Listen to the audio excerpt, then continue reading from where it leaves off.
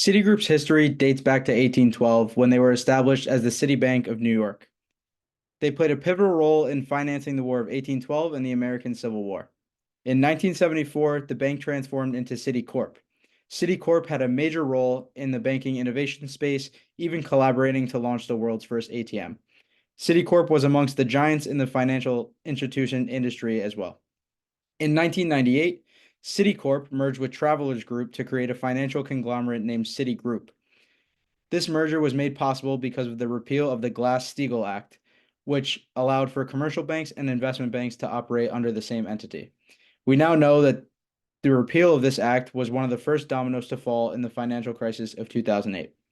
Citigroup saw this merger as a way to broaden its scope as a company and use commercial banking to finance its relatively risky investment banking division. The 2008 crisis spelled disaster for Citigroup as the government was forced to bail them out heavily, which we will get into in a minute. Fast forward 17 years later, and Citigroup has recovered relatively well from the crisis, showing steady growth in the last 5 years. This is due to a plethora of components, one being the multi-year transformation plan that they have implemented, which we will get to later. Taking a look at the 2008 financial crisis, this was Citigroup's first major issue after the merger.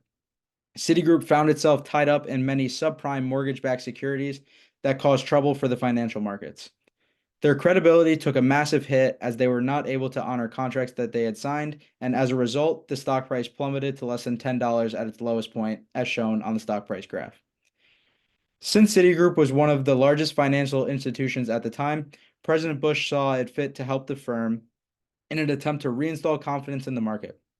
Along with the government willing to shoulder a $306 billion loss, they provided Citigroup with $45 billion over October and November in 2008, guaranteeing that it would have the capital to stabilize the firm in the short run.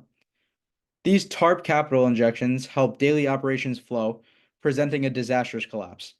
Citigroup's credit ratings also took a hit during this time, falling to AA levels for long-term IDR debt and senior unsecured debt, and a rating of B for individual debt. Citigroup fought internally to stay afloat by divesting from non-core businesses and markets. For example, Smith Barney was under the Citigroup umbrella during 2008, and in 2009, they pawned off a majority stake of Smith Barney to Morgan Stanley and fully divested from it in 2013. They also divested from some foreign consumer and retail banking markets throughout the 2010s and early 2020s. This made their core divisions leaner and their overall operations less risky.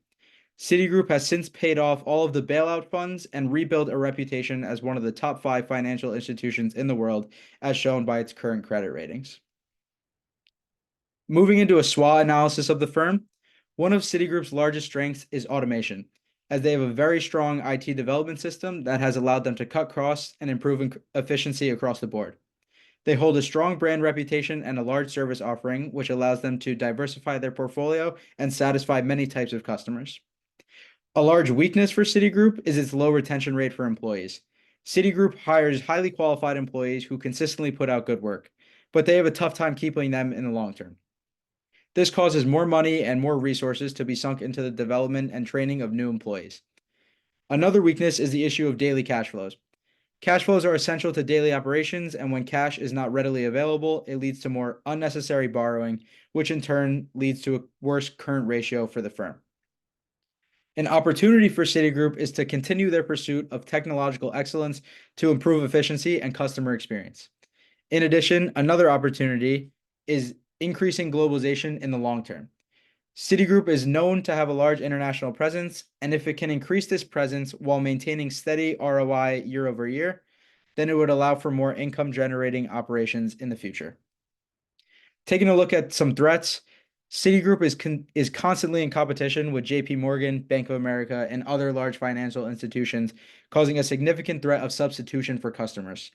Another threat facing Citigroup is political instability. New administrations can cause uncertainty in rules and regulations, and these changes would force Citigroup to adjust accordingly.